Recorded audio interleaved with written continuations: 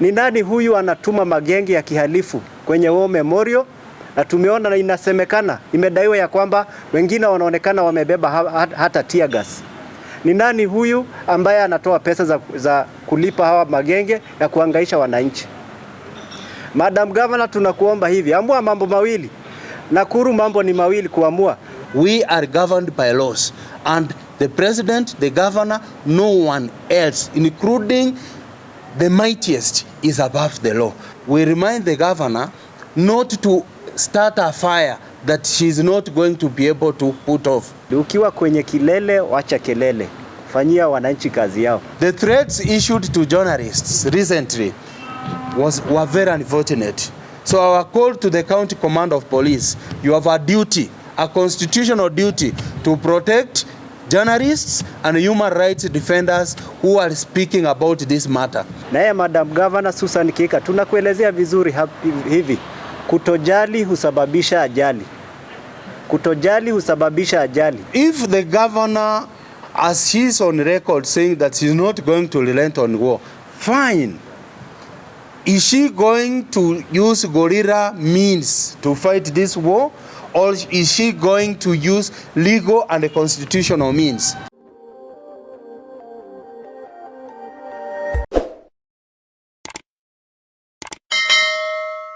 My name is Paul Masese. I'm a convener of Nakuru Civil Society Organizations Forum, whose members are gathered here to address this very important matter that has been going on in our county for quite some time now. As colleagues have indicated, we are here because we are concerned mainly about two issues. Number one is the fact that the government is not respecting court orders. Our work as civil society is to protect constitutionalism. Why we exist as a sector is so as to ensure everyone adheres to the rule of law. As Aristotle said, rule of law is better than rule of man.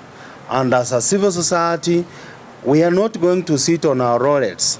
As people we elected, people to whom we've delegated our sovereign powers, are throwing the law out of the window. So our demand is as follows.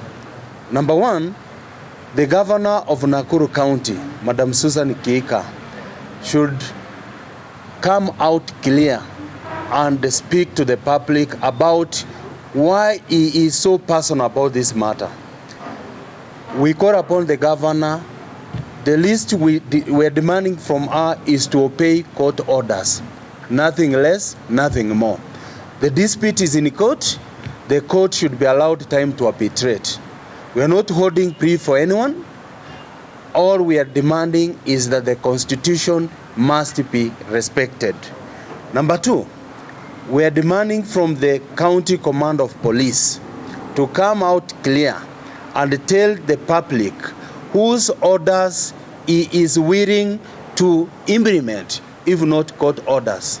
The obligation of the police is to protect the rights of individuals, and be it legal, natural individuals or legal persons.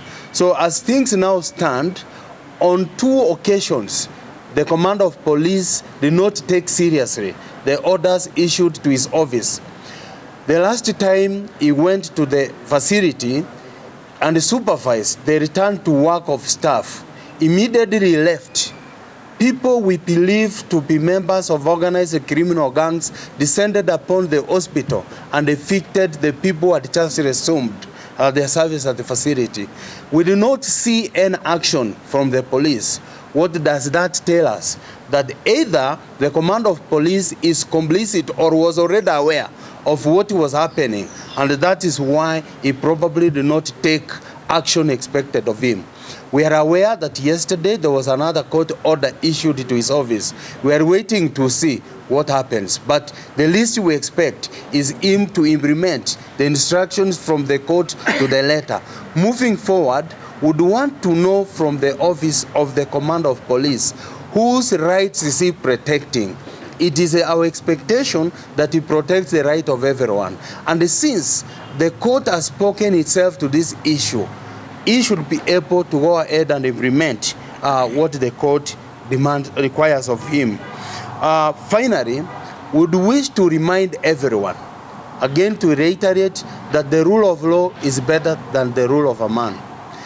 Kenya, and as a sector, we are not going to sit back and watch as people are sinking down our country. It doesn't matter who you are. You should be able to respect the law. We are a constitutional democracy, and our work is to do everything that is legal to protect the Constitution. It's what we expect our governor to do. It's why she is in office, to uphold and to protect the Constitution, to implement that which she was elected to office to do.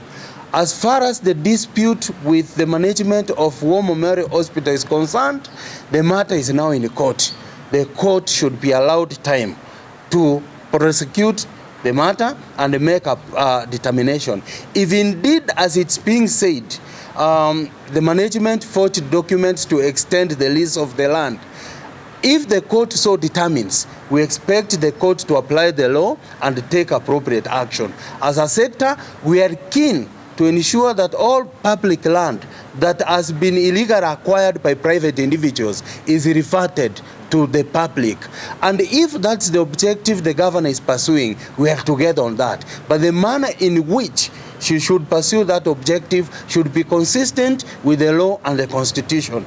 So therefore, we will remind the governor that the people holding political office are fewer than the Kenyans who elected them. If all the 51+ million of us decided this moment not to obey the law, would she be happy leading a country that is promoting impunity?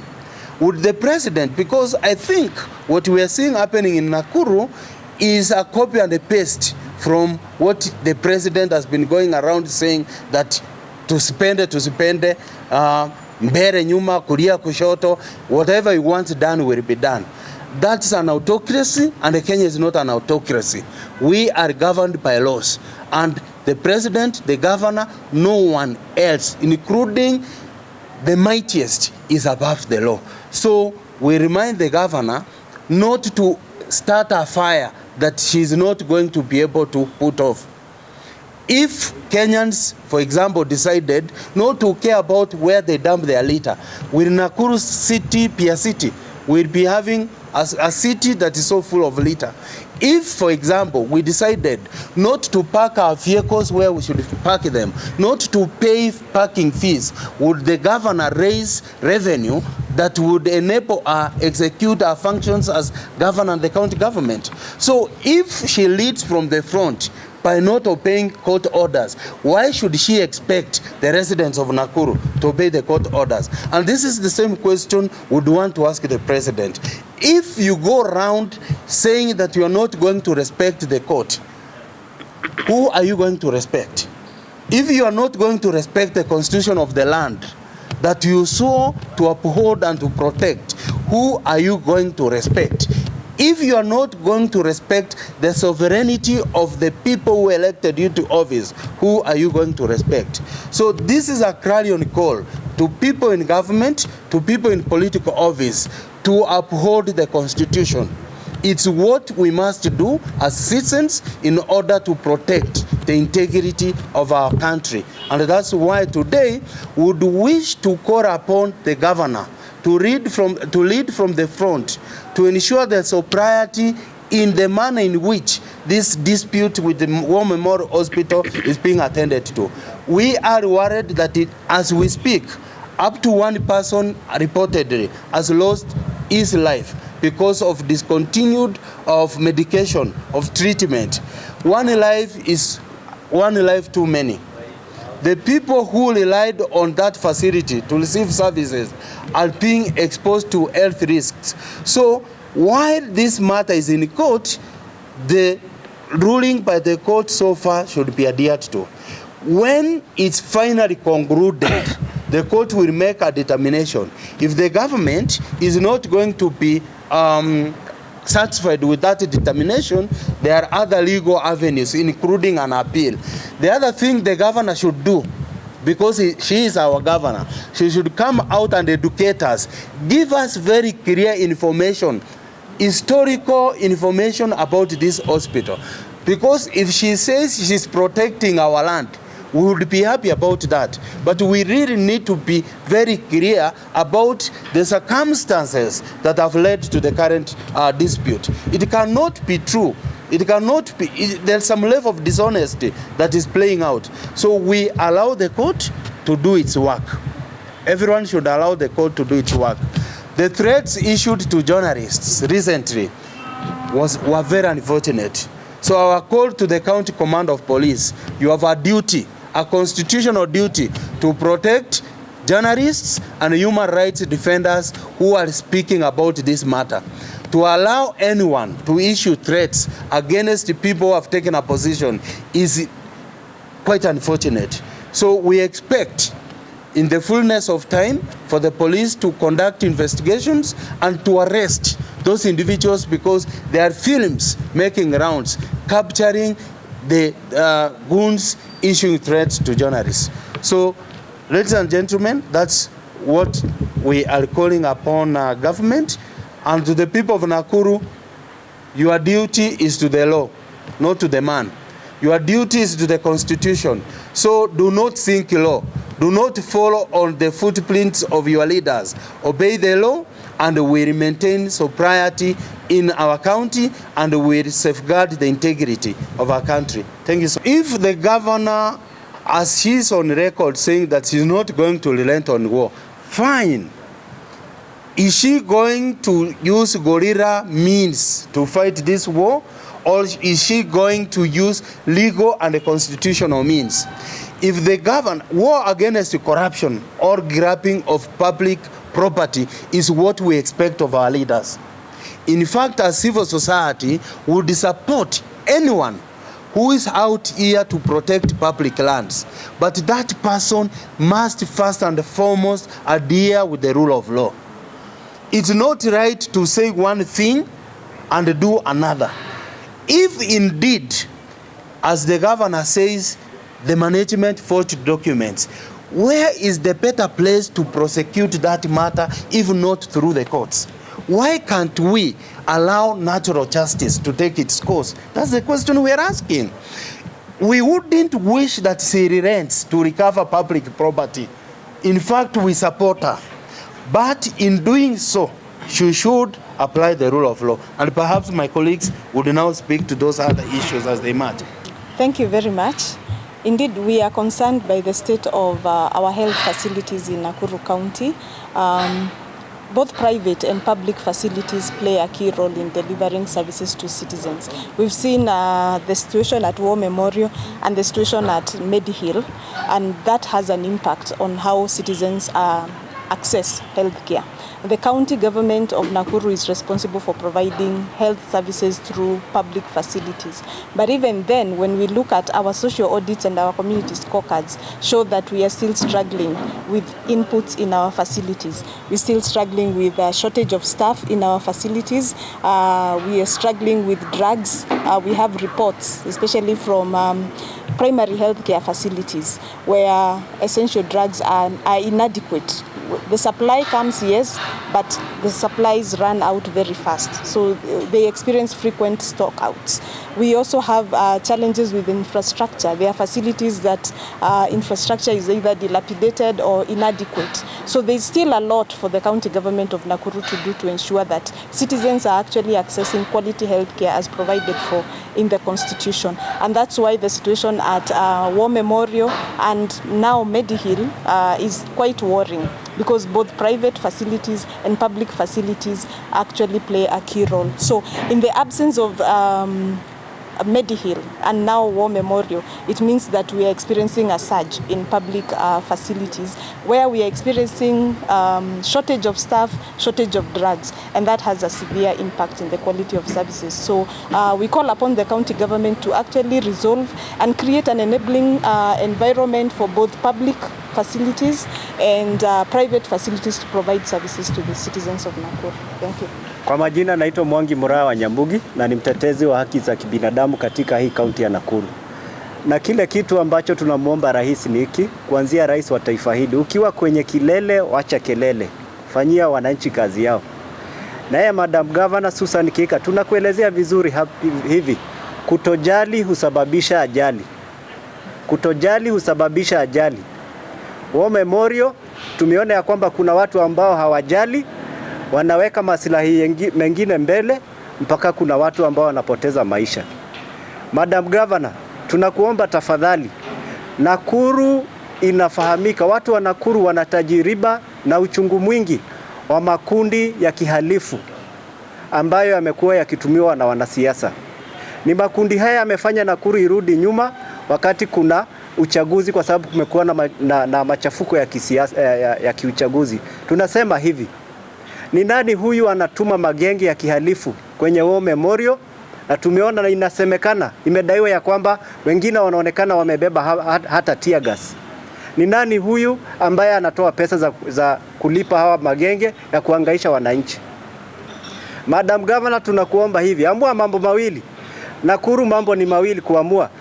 Uamue uongozi wa kiheshima ambao ulianzishwa na akina Aneko Ochengo Neko, akina Mirugi Kariuki na Mark Mwithaga.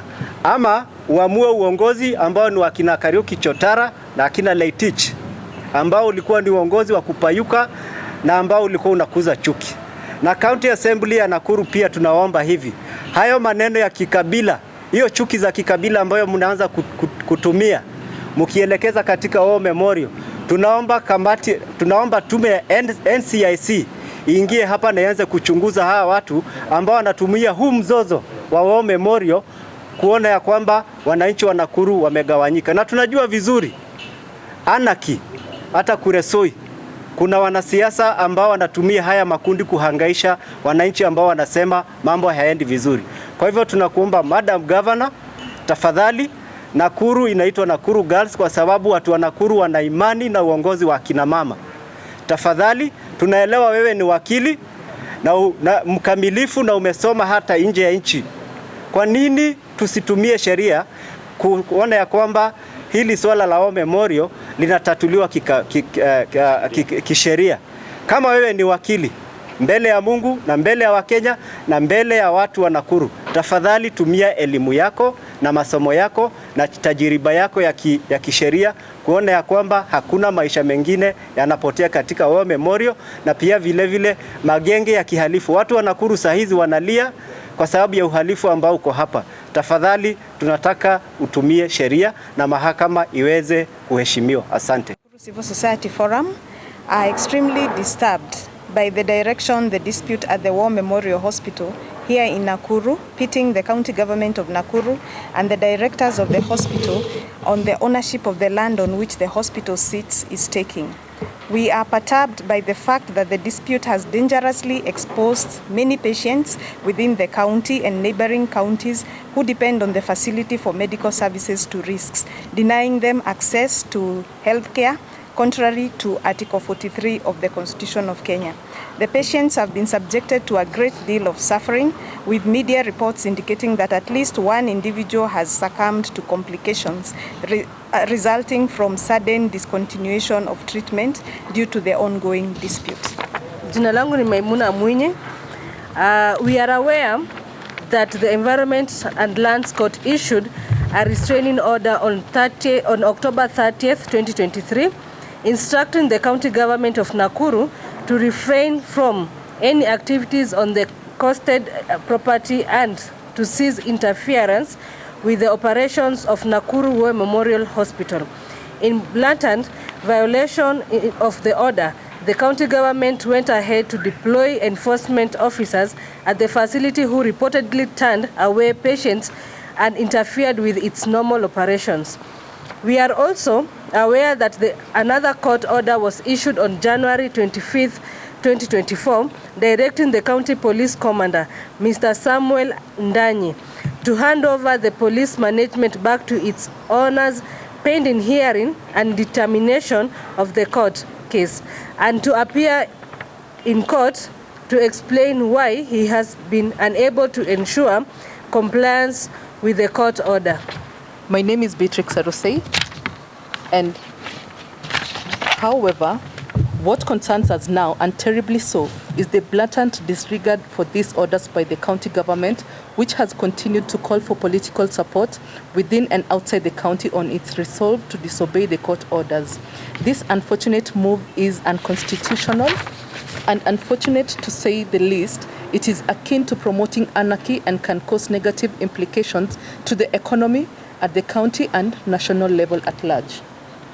Further, we are concerned that the matter is taking a new turn, that of insecurity, with persons that we believe belong to organized criminal gangs being used recently to cause unrest at the hospital at the full glare of cameras. They even went ahead to threaten journalists, stating that they would attack them next. It is extremely distressing that a government that has a primary duty of ensuring rule of law is resorting to the rule of the jungle, thereby promoting impunity and lawlessness. My name is Collins Kipkirui. We are apprised of the fact that key issues surrounding the dispute, the land lease is in court, and it will have been expected that the due process of law would take its course. That's the direction of expected of a civilized society where the rule of law and constitutionalism are the order of the day. While we appreciate the need to safeguard public land and speedy resolution of the war memorial land issue, we advocate for sobriety, objectivity, and adherence to the rule of law by all parties when addressing this sensitive matter. Bottom line, the government has a normative obligation of ensuring that rights of all citizens are fulfilled. It should thus create an enabling environment for all actors working to this end.